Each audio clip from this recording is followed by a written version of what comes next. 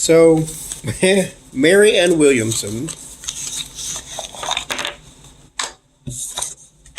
I have the quote or the text, not text, but the tweet on my phone, but I'm using the phone, so now I can't see it. But she's being criticized, and I want to know, does this severely hurt her chances? She's being criticized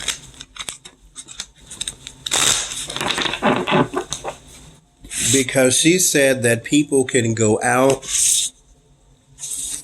and with the, I'm paraphrasing because I can't see the tweet now. She deleted it, but the internet saves everything. She said that you can go out with the power of mental focus or the power of the mind and stop the hurricane. It's not funny, but that's stupid. I mean, okay, let me stop being judgmental. But so here's the thing, though. Here's the thing. I spent half my life in the church, so I'm going to tell you something that I know.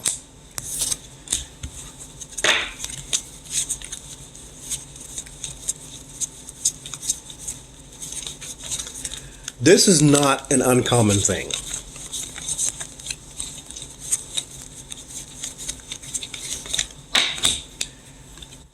This is very common.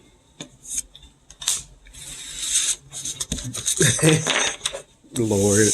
It's usually something I have always heard out of prosperity preachers' mouth, but in this in particular case, okay, so here's how it goes. Jesus was called the second Adam, as in Adam and Eve. Adam, when he was created by God, God gave him dominion over all the earth, all of it.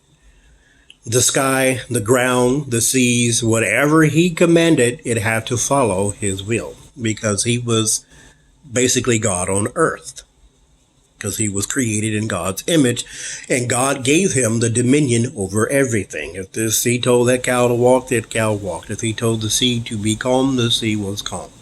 He had the dominion over the earth. So after they were thrown from the Garden of Eden because, they picked from the tree that they shouldn't have, in the words of Archie Bunker, God told them to get your clothes on and get the hell out of here. So they had to go.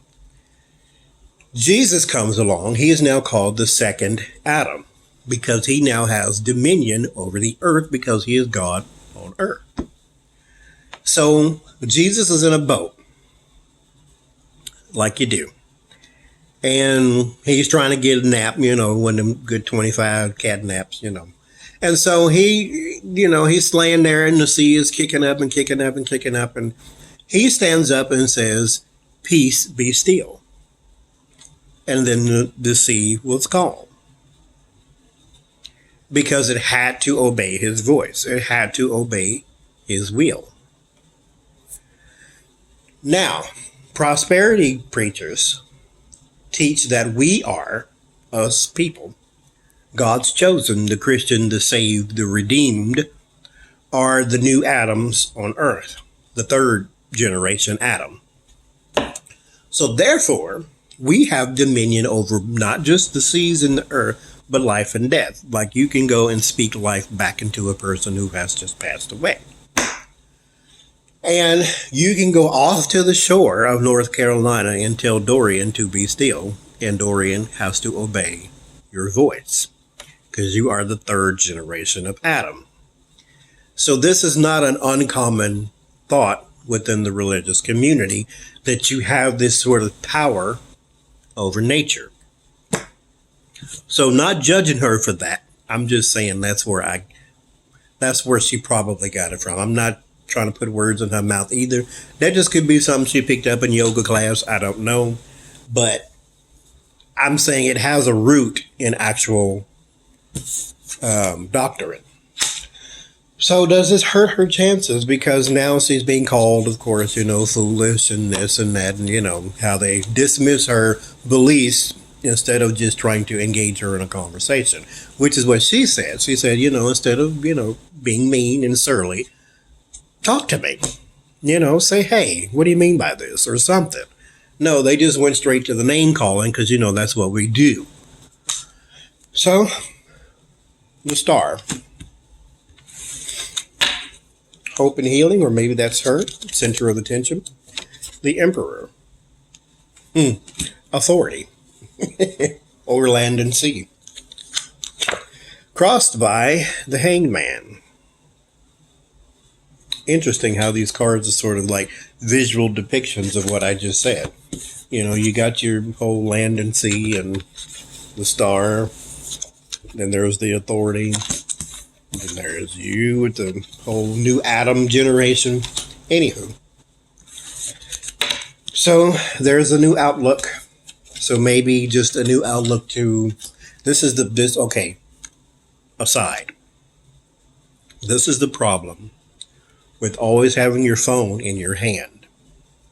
If you got Twitter and Instagram, Snapchat, and all these different things, here's what you ought to do.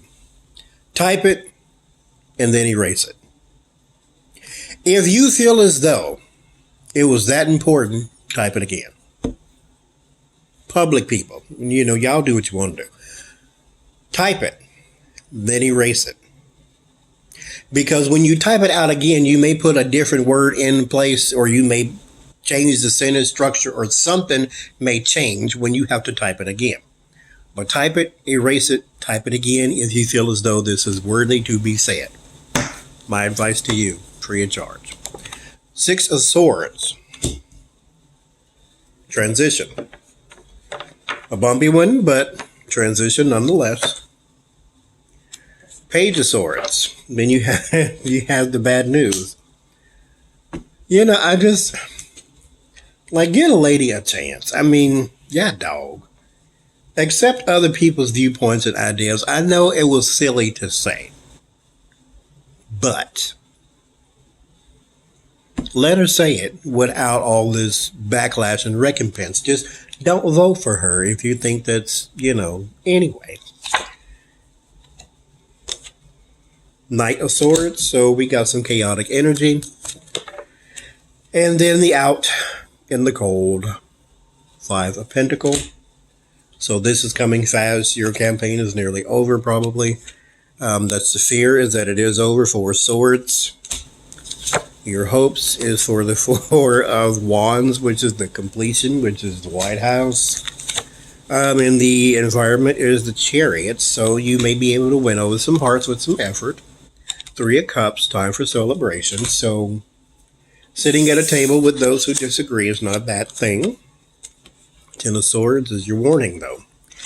You're not going to win, but you may be able to interject. And this may be why it's very important for you to see this through.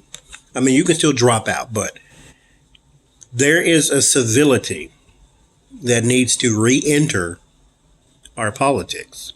Maybe you are the one to issue it in. You're going to lose. You're going to lose, okay? But in losing, you can still win. Because if your new outlook is to spread a hopeful message, you can still do that. You can still do that. And that, I think, should be more now your focus than trying to be the president, because you're not going to win. But right now, you can bring a civility that we desperately need. The 6 of Staffs, this is the celebrated person, so you could be the new center of attention, just like that Star card. But the Page of Pentacles and the Hermit, it does sort of send you searching for a new foundation. This in particular comment, but